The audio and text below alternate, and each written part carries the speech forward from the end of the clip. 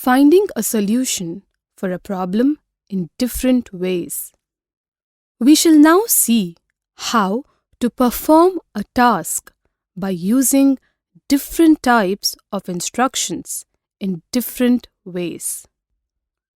Here, Joey needs to collect red balls from the glass boxes, then drop them into the bin.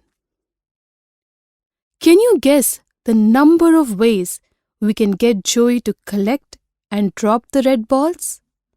Come on, take out a paper and a pencil or pen and write out the possible answers. Okay, time's up. You can give instructions in 3 different ways. Path 1. To get to the first ball, you can give 2 walk commands. To get to the second ball, Joey needs to walk 3 spaces.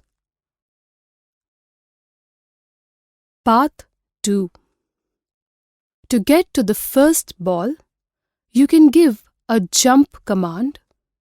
To get to the second ball, Joey needs to jump and walk. Part 3. To get to the first ball, you can give a jump command. To get to the second ball, Joey needs to walk 3 spaces.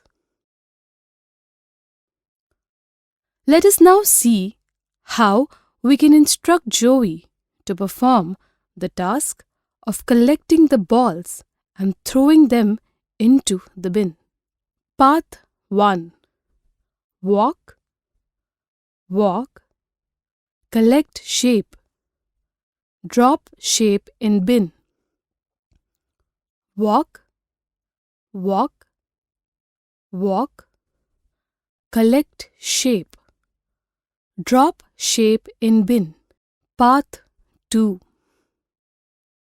Jump, collect shape, drop shape in bin. Jump, walk, collect shape, drop shape in bin. Path 3. Jump, collect shape, drop shape in bin. Walk, walk, walk, collect shape, drop shape in bin. Which path do you think uses the least number of steps? You're right. It is path 2. There is a name for the work you have been doing. Can you guess what it is called? Yes, you have been programming, Joey, by writing code. That's fantastic.